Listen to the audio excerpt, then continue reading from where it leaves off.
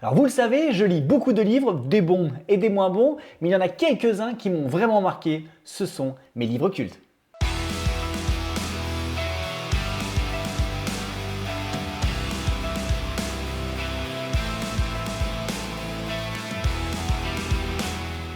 Salut les amis et bienvenue sur ma chaîne, enfin je devrais plutôt dire bon retour sur ma chaîne après plusieurs semaines d'attente. Alors comme je vous l'avais annoncé, comme vous avez pu le voir dans une vidéo précédente que je vous mets juste là, je vous avais dit que je voulais changer un petit peu le cap pour mes vidéos. Donc je vous avais posé la question de savoir si ce nouveau concept vous plaisait a priori.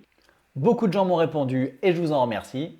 J'ai eu globalement que des réponses positives, donc je vais partir dans ce sens-là. Attention tout de même, je ne vous cache pas que je suis du signe de la balance et donc que j'ai aussi tendance à changer régulièrement d'avis. Donc vous n'êtes pas à l'abri que demain, je change encore de route. Avant toute chose, je vous laisse vous abonner pour avoir accès à tout et me soutenir. Pour cette première vidéo à thème, j'ai longtemps hésité et j'ai choisi de débuter par un sujet qui me représente. Je vais donc vous parler de mes livres cultes. Alors, ce ne sont pas forcément des livres que j'ai préférés, mais ce sont ceux qui m'ont marqué, qui ont été importants dans ma carrière de lecteur. D'ailleurs, je ne vous en présente que 4, mais bien sûr, il y en aura d'autres que je me réserve pour plus tard. Le premier roman culte dont je vais vous parler est un parfait exemple de ce que je viens de vous dire. Il ne fait pas partie de mes livres préférés, mais il a une place toute particulière dans ma vie de lecteur. Alors ceux qui connaissent déjà ce parcours de passionné savent que j'ai eu une panne de lecture de 15 ans, de mon adolescence à mes 30 ans. Alors là on est sur de la grosse panne quand même, de la grosse panne. Mais un jour, ma femme m'a dit « Chérie, t'es vraiment un homme génial, j'ai trop de la chance. » Non, ça c'est une autre histoire, enfin, je vous raconterai ça une autre fois. Non, elle m'a dit « J'ai entendu à la radio un auteur passionnant qui a écrit un thriller, ça m'a l'air trop bien. » Et c'était L'âme du mal de Maxime Chatham. Voilà, j'ai acheté le livre et depuis, je ne passe quasiment pas un jour sans lire. On peut donc dire que ce premier épisode de la trilogie a été un déclencheur et que je lui dois beaucoup. Des cadavres sont retrouvés abandonnés dans des lieux isolés. Ils portent des stigmates, des messages identiques à ceux laissés par le bourreau de Portland. Seulement voilà, celui-ci, il est mort. Le profiler Josh Brolin, alors non, pas lui, l'autre, aidé par une jeune étudiante en psychologie, mène l'enquête. Maxime Chatham a fait des études en criminologie. Ça se ressent dans les descriptions précises des modus operandi et des autopsies. Il faut donc avoir le cœur bien accroché, sinon tous les codes du thriller sont respectés, la tension est constante, le suspense monte peu à peu, la dernière partie est angoissante et surtout le dénouement vous réserve de belles surprises. On est dans une maîtrise totale de la narration qui m'a tenu en haleine de bout en bout. Alors avec cette aventure, j'ai découvert que l'on pouvait s'amuser en se faisant peur. Et depuis, le thriller est un de mes genres préférés avec ses histoires stressantes, parfois glauques, mais surtout d'une efficacité terrible. L'âme du mal est le premier volume de la trilogie du mal. Avec du recul, je lui préfère In Tenebris, mais vous aurez compris qu'il est vraiment important pour moi, et pour vous aussi. Et oui, il est aussi la raison pour laquelle vous me voyez partout vous saouler avec mes conseils et mes vidéos, et ça, je sais pas si vous devez lui dire merci. Ce livre a aussi été marquant pour moi, je vous explique le contexte. Je m'étais remis à lire depuis quelques temps, grâce à l'âme du mal. Je vous en ai parlé juste avant là. Il faut suivre. Bon, on reprend. J'avais très peu de recul pour trouver ma prochaine lecture. Je me baladais donc sur les sites communautaires de littérature. Et oui, à l'époque, les réseaux sociaux n'étaient pas très développés. Quoi? Qui a dit vieux? Qui a dit vieux? J'ai entendu vieux. Attention, je vous surveille. Et comme le choix était gigantesque, je faisais confiance aux passionnés. Je piochais dans les romans les mieux notés. Je choisissais les préférés des lectrices et des lecteurs pour réduire le risque de me tromper.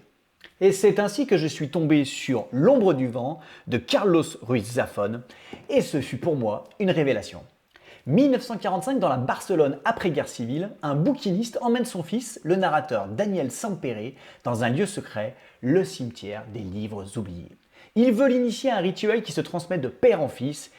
Il doit adopter un exemplaire parmi les milliers de livres disponibles dans les rayons. Il va choisir L'ombre du vent de l'auteur Julián Carax, qui va développer chez lui un intérêt grandissant et qui va l'entraîner dans un grand nombre de péripéties. Tout le génie de cet auteur, dont j'ai lu plusieurs autres livres depuis, est dans sa manière incroyable de créer une atmosphère. Quand vous partez avec lui dans son Barcelone, vous partez loin, loin de votre quotidien, dans une atmosphère presque gothique, une véritable évasion de l'esprit. Il sait aussi, grâce à une multitude de petites histoires dans la grande, modeler des personnages complexes et attachants. Une fois commencé, la magie de cette aventure ne vous lâchera pas. À cette période de ma passion, j'ai vraiment cru avoir trouvé le roman total, et je le pense encore, une énigme tortureuse, un mystère captivant, une histoire d'amour passionnante, une ode à la littérature, une poésie envoûtante et un décor hypnotisant. Carlos Ruiz Zafón, qui nous a quittés beaucoup trop tôt, fait partie de ces auteurs que j'ai envie de relire, et pourtant c'est une chose que je fais presque jamais. Et particulièrement ce livre qui n'est pas prêt de finir dans mon cimetière de livres oubliés. Un livre culte pour moi et je peux vous promettre qu'il le deviendra pour vous. Dans les années 80, Georges, étudiant à la Sorbonne et metteur en scène amateur, veut tenir la promesse qu'il a faite à son ami Sam, qui lui est un vrai metteur en scène grec, dont les parents sont morts à Birkenau et qui est en phase terminale du cancer. Tout va bien, c'est la fête. Il veut accomplir le projet de son copain de monter Antigone, la pièce de Jean Anouilh, dans Beyrouth en guerre, mais surtout avec des actrices et des acteurs issus des différents camps, palestiniens, israéliens, arméniens, et tout ça pour faire un pas vers la paix. Le quatrième mur de Serge Chalandon. Alors ça, voilà, ça c'est un livre cette fois-ci que personne ne m'a conseillé. Il m'a plutôt été imposé. Non, imposé, c'est peut-être pas le bon mot. Il faisait partie des livres qui concouraient pour le prix du livre de poche dont j'étais juré. Je n'ai donc pas choisi, c'est lui qui m'a choisi. En plus, le thème du roman ne m'aurait pas emballé plus que ça. C'est pourquoi je vous conseille de faire partie de jury littéraire, alors si vous en avez l'occasion bien sûr, parce que ça vous permet de lire des livres que l'on n'aurait pas tenté seul, et il y a souvent de belles surprises. Pour moi, ce texte-là fut une véritable claque. C'est une des premières fois où j'ai compris que la littérature pouvait nous toucher en plein cœur. Dans une atmosphère de guerre oppressante et stressante, c'est le moins qu'on puisse dire, les émotions sont exacerbées. Alors, créer une pièce de théâtre dans cette ambiance, dans ce conflit complexe, ça paraît une utopie, ça pourrait être une histoire pleine de bons sentiments, limite acidulée, mais c'était sans compter sur le talent de Serge Chalandon. Avec son écriture simple, sans fioriture, il a toujours les mots justes. Il sait allier violence et douceur, combat et amitié. Au milieu des bombes et des balles, l'insouciance candide des Occidentaux rencontre la déchirante réalité de ce pays dans un roman bouleversant, avec des scènes à couper le souffle, un grand moment de lecture. En plus du prix du livre de poche qu'il a finalement obtenu, grâce à moi, vous l'aurez compris, il a aussi été récompensé du prix Goncourt des lycéens, qui est une grande preuve de qualité. Ce coup de cœur est si fort que depuis je ne manque aucun des rendez-vous avec Serge Chalandon, qui est devenu un de mes auteurs préférés. Et pour finir ce premier récapitulatif, The Last but not the least, maîtrise de l'anglais totale, je me dois de mettre en avant ce roman qui a laissé une belle et grande trace dans ma mémoire. Je veux bien sûr parler de... Je ne l'ai pas avec moi forcément, je l'ai prêté. Je voulais donc parler de Nous rêvions juste de liberté de Henri Leeuwenbruch. Étant un grand lecteur, ça commence à se savoir, les gens, les amis, la famille me demandent souvent de leur conseiller un livre. Alors pour être honnête, j'aime pas trop cet exercice parce que j'ai découvert, avec les échanges que j'ai eus avec plusieurs d'entre vous sur internet ou sur les salons, j'ai découvert que tous les goûts étaient dans la nature. La littérature suit bien sûr cette règle et il est donc difficile de trouver une lecture qui plairait à tout le monde. On peut être déçu, le lecteur comme celui qui a conseillé, donc j'hésite assez souvent. Mais c'est après la découverte de ce livre que j'ai décidé de prendre le risque et depuis, je sais jamais où est mon exemplaire. Et oui, après avoir fermé cette histoire, les larmes aux yeux, je me suis dit que je voulais que d'autres personnes ressentent ce que j'ai ressenti. Je voulais partager ce moment intense avec tout mon entourage. Alors attention, conseil ultra important, ne lisez pas les retours sur ce livre. Il pourrait tout vous gâcher, alors, sauf le mien bien sûr, restez encore un petit peu, parce que moi, je ne vais rien vous spoiler. Le livre débute comme ça, nous avions à peine 20 ans et nous rêvions juste de liberté. Hugo, dit Bohème, et sa bande vont essayer d'exaucer ce vœu en partant sur les routes en moto.